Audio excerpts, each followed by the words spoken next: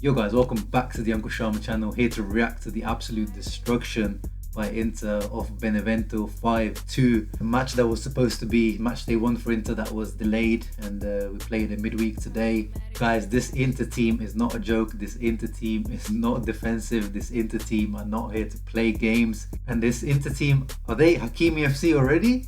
Like 2 matches in, Hakimi didn't even start last match, but when he came in against Fiorentina, he changed the match, and today 2 assists and 1 goal, and in general, man of the match performance. The team is already revolving around Hakimi, his movements, the 1-2s, the combination plays. Almost everything is going through Hakimi. Anything that's good, anything that's dangerous was going through Hakimi. Definitely my man of the match. Definitely one of the signings of the season. I don't want to get ahead of myself. I said this even before, he started to play for us. It's just one of those signings that made sense in every single way. He's not a discovery from anyone. He was one of the best fullbacks in the world already, and in this system, in Conte's system, he's just tailor-made for it, and you can see out there. What stood out to me is his connection with Alexis Sanchez in particular. Him and Sanchez linking up, it looks like those two have got like a telepathic understanding. Even in the pictures I've seen them two off the pitch, they seem to get along quite well. They both speak Spanish, and yeah, it's really exciting to watch those two combine, man. I just can't remember the last time we were having these like 1-2 combination on the wing. And the decision making of Hakimi, it's not just, obviously got the 2 assists today, but he could have got more. Perisic missed an absolute sitter. Ashley Young missed the easy one on the far post as well. His general, when he gets into his position, it seems like he manages to hit the Inter player almost every single time. And it's not even just picking out, he hits them, because he fizzes the ball so quickly. You have to be ready to take that shot quickly. But yeah, what a player we've got on our hands, guys. Just cross every finger and toe of your body that this guy doesn't get injured at all, because we need this guy fully fit for the whole season. In general, how did Inter play? Quite well, especially going forward. Obviously 5 goals, but we probably could have had about 10. We had I think 18 shots on goal compared to Benevento's 11. Benevento's 11 is a bit annoying, to be fair. When you are leading like that, you shouldn't let the opposition shoot on you so many times. And from those 11 shots, 2 of them turned out to be goals, very sloppy goals actually. That's why my rating of this performance goes a bit down. Even Benevento probably could have had 3 or 4 goals, to be honest. Very sloppy play once again, continuing from the sloppy defending from the match against Fiorentina last week. But to be honest, it wasn't the actual defenders this time around. Last time, D'Ambrosio and Kolarov had a little bit of a stinker.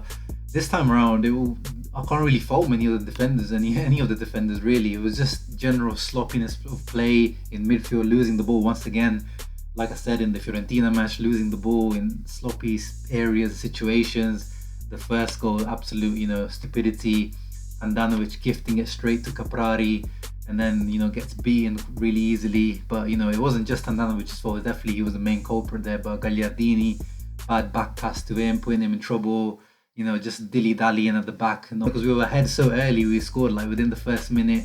Then we got the second one. It's just like, I guess the concentration levels drop quickly. But when you're a big team, you need to keep that foot on the gas pedal at all times. You can't let concentration drop. The second goal as well, that could have been easily avoided. They hit the post as well.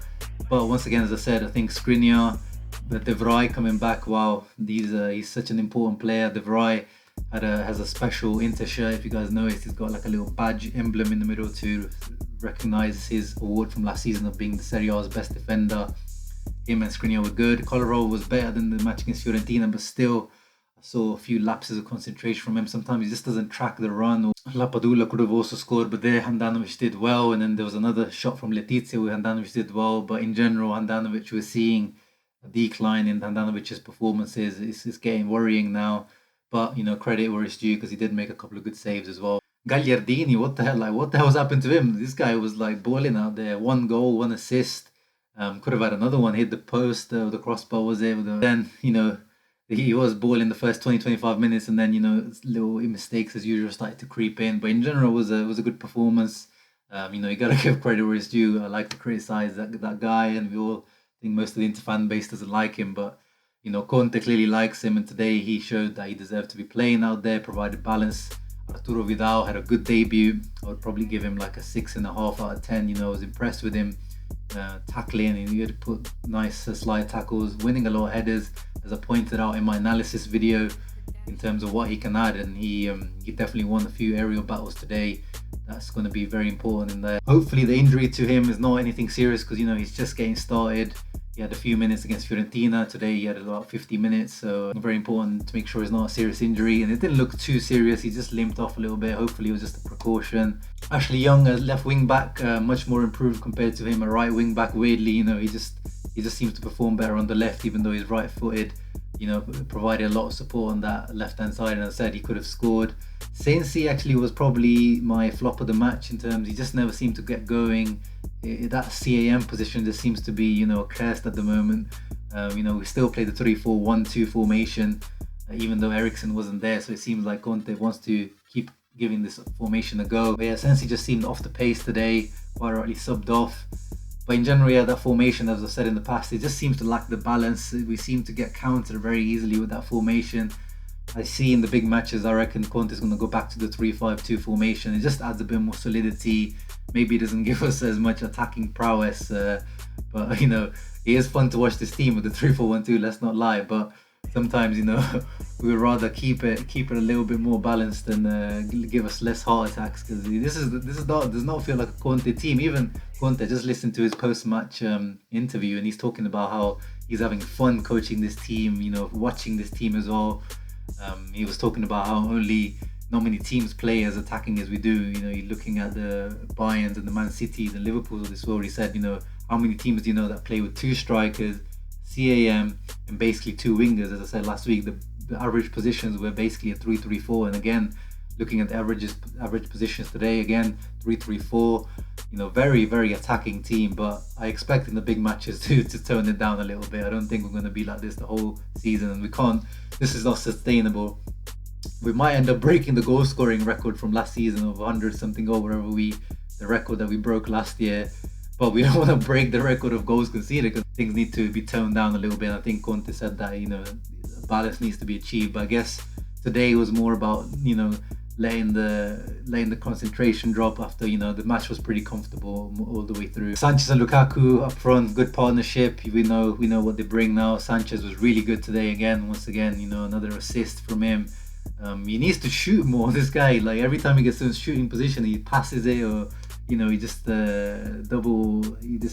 he just thinks about it too much. It's weird. But yeah, Sanchez needs to start getting on the score sheet, because he deserves it, and he's getting into good positions as well. Lautaro coming on, scoring off his first shot. Like, this guy's getting more clinical, which is what we wanted from him. Better decision making, and this is the next step that he needs to take to become really, really world class. Overall, it was a really good match, very fun match to watch. I was hoping to maybe see Pinamonti being given a few minutes. If he is going to be the 4th choice striker, he needs to be given some time to bed in. But yeah, we'll see. We've got Lazio next, which is going to be a tricky match. I'll be here to do a preview. Hopefully I'll get a Lazio fan on or something to do that. You guys make sure to leave a like and subscribe.